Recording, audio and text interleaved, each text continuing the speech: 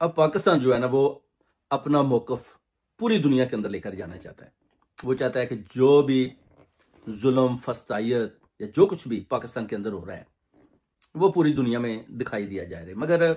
आप देख सकते हैं कि जैसे फलस्तीन के हालात बने हुए हैं, कश्मीर के बने हुए हैं, तो फिर उस मुवाजने के हिसाब से जब वो देखते हैं ना, तो फिर वो हमारा जो बयानिया है या अपना जो मौकफ है जो पूरी आलमी दुनिया को हम दिखाना चाहते हैं वो दब कर रह जाता है। क्योंकि खान साहब का भी जब हम आवाज उठाते हैं तो प्रोटेस्ट करते हैं, दिखाई तो देता है,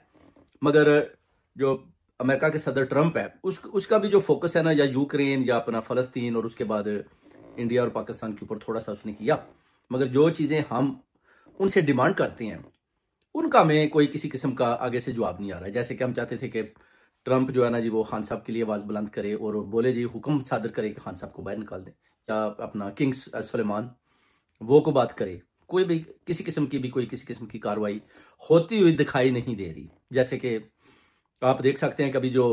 बिलावल भुट्टो जरदारी को जो वजीर खारजा के तौर पर उसको एक टास्क दिया गया कि आप जनाब ना जब बात करें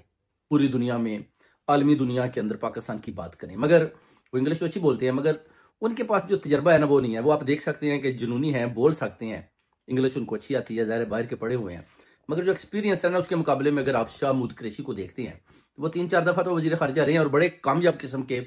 वजीर खारजा हैं। क्योंकि उनको सारी दुनिया के जितने भी ममालिक हैं वो उनको जाती तौर पर जानते हैं। अब उनको उन्होंने बंद किया, वो हॉस्पिटल में है, हार्ट के पेशेंट हैं, उनको बेल भी नहीं दे रहे। उनका कसूर क्या है? उनका कसूर तो कुछ भी नहीं है। वो तो जब पकड़े गए थे तो वो तो अपनी बेगम के पास कराची में हॉस्पिटल बैठे हुए थे और उनको पकड़ लिया। उसके बाद उनके ऊपर केसेस डाल दिए। उनका कसूर ये था कि आपने हमारा साथ क्यों नहीं दिया, दूसरा आपने साइफर चुरा कर खान साहब के पास क्यों पहुंचाया, उसकी उनको सजा मिल रही है। यही सजा चौधरी पुरजलाई को भी दी गई और यही अभी तक शाह महमूद कुरैशी को भी दी जा रही है। अगर यही टास्क जो बिलावल भुट्टो जरदारी जिसके पास तजर्बा नहीं है, यही टास्क अगर शाह महमूद कुरैशी को दिया जाए तो मैं समझता हूं कि शाह महमूद कुरैशी बड़े जबरदस्त तरीके के साथ आलमी दुनिया के सामने जो अपनी चीजें रख सकते हैं, जिसमें मैं नहीं समझता कि बिलावल भुट्टो जरदारी अच्छे तरीके के साथ उधर वो इन चीजों को मैनेज कर लेंगे, जिसका ये फॉर्म 47 की हुकूमत चाहती है कि इस तरह किया जाए। क्योंकि आप देख सकते हैं कि जब अरशद शरीफ का भी मर्डर होता है, दुबई में वो भागता है, तो उस वक्त भी अपना जो बिलावल भुट्टो जरदारी का लेटर उधर दिया जाता है कि जनाब दुबई से कि हमें अरशद शरीफ हमारे वाला किया जाए, और उधर से फिर अरशद शरीफ को कीनिया और फिर उसके बाद आपको पता है कि उसको कैसे उसका मर्डर होता है और फिर वो स्टोरियां किधर किधर जाती हैं। तो अभी जो टाइम है ना वो देख लें आप। हम चाहते थे कि चलें ये अपना जो है ना खान साहब को निकालें क्योंकि जंग का सामान तो खत्म हो चुका है, मगर जो मेरे पास इतला आते हैं वो तो यही है कि 24 को इंडिया दोबारा हमला करने वाला है। ये भी मुझे अंदर से कुछ खबरें मिली हैं, मगर अब देखना पड़ेगा कि इसमें सच कितना है। और उधर ये खान साहब को भी नहीं छोड़ रहे। अब खान साहब को अगर ये नहीं छोड़ेंगे तो डेफिनेटली जैसे कि नजम सेठी कहता है वो जी अपना खान साहब बाहर निकल आएंगे, इस तरह के काफी फैसल वाडा के भी बयान आ रहे हैं, मगर दिखाई नहीं दे रहा। दिखाई यही दे रहा है कि जनाब खान साहब के केस को मिलिट्री कोर्ट की तरफ लेकर जाने की कोशिश की जा रही है ताकि उधर से खान साहब को सजा दिलवाई जाए। यही वजह है कि खान साहब के दोनों बेटे जो ना वो भी सुलेमान और कासम भी मैदान में आए। उनको पता चल गया कि ये हमारे वालिद के साथ ज्यादती करना चाहते हैं। पहले भी उनको गोलियां मार के शहीद करने की कोशिश की गई और उसके बाद अभी उनको 7-8 जो इंच का बड़ा सेल है उसके अंदर उन्होंने 7x8 के सेल में रखा हुआ है और उनके ऊपर जो अपना खाना से ही नहीं दे रहे, किसी के साथ मुलाकात नहीं करने दे रहे, उनकी जो आवाज है उसको भी बंद किया हुआ है। तो ये पिछले आज का नहीं 2 साल से यही चक्कर चल रहा है और खान साहब के साथ ज्यादा पर ज्यादा हो रही है। और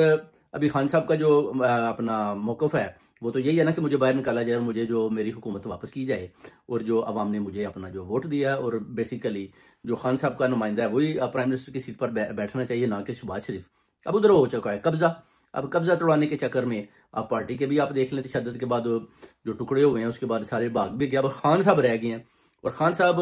अंदर हैं, अवाम खान साहब के साथ है, ओवरसीज कम्युनिटी खान साहब के साथ है, और उधर जो है अपना शाह महमूद कुरैशी की भी हालत देख लें। तो ये सारी चीजें जब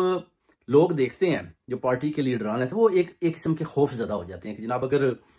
वो जो दूसरे PMLN या अपना जरदारी ग्रुप है वो देखते हैं कि अगर खान साहब बाहर आ गए तो खान साहब ने तो अपने बयानिया से पीछे नहीं हटना। उसने तो जनाब एस्टेब्लिशमेंट को बोलना है कि आप अपनी हदूद में जाएं और जो अपना जमहूरियत हो उसको फरोग दें। तो इससे ये ना हो कि कल को ये हमें अंदर डाल दें और इस तरह फिर ये अवाम इनके साथ जैसे कि पहले खड़ी है उसी तरह खड़े हो जाएं और फिर लेने के देने पड़ जाएं। मगर ये मैं आपको गारंटी देता हूं कि जो chief of army staff general Syed Asim Munir है, एक तो वो एक्सटेंशन नहीं लेंगे, दूसरा वो कभी भी मुल्क छोड़कर बाहर नहीं जाएंगे क्योंकि वो कुछ ऐसी पॉलिसीज बनाकर जाएंगे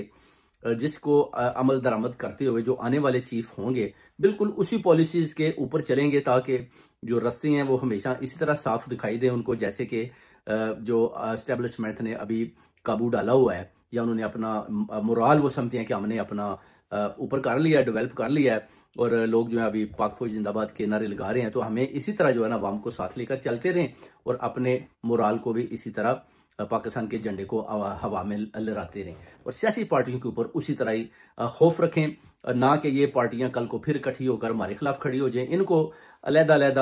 पिंजरों में बंद करके रखें। जब या अगर आप समझते हैं कि एक पार्टी जो हाथ से निकल रही है तो उसके मुकाबले में फिर दूसरे शेर को निकाल लें। भाई अगर आप नहीं चल पाते तो हम फिर खान को निकाल लेते हैं, अगर खान को बोलते हैं कि आप हमारे साथ नहीं चल सकते तो हम फिर आसिफ अली जरदारी को ले लेते हैं। तो इस तरह की जो है ना वो एक किस्म की ना गेम ब्लेम चल रहे हैं, जिसमें ये सियासतदान बुरी तरह फंसे और बुरी तरह नाकाम भी हो रहे हैं और जमहूरियत को फरोग नहीं दे रहे। तो ये चीजें देखने वाली हैं। मेरे पाकिस्तानियों, अब शाहबूद कुरैशी भी बंद है, खान साहब भी अंदर है, अलीमा बाजी ने भी बता दिया कि हमारे साथ बार बार धोखा हो रहा है। कोई पेरोल पर भी आप देख सकते हैं कि उन्होंने बोला कि अगर तो इससे पहले किसी लीडर को पेरोल मिली है तो फिर तो हम मान लेते हैं, तो अगर मिली नहीं है तो हम पेरोल पर रिहाई नहीं होने देंगे। ये मैं नहीं कह रहा, नवाज शरीफ कह रहा है, और PMLN सारी कह रही है कि हमने खान साहब को पेरोल के ऊपर रिहाई नहीं होने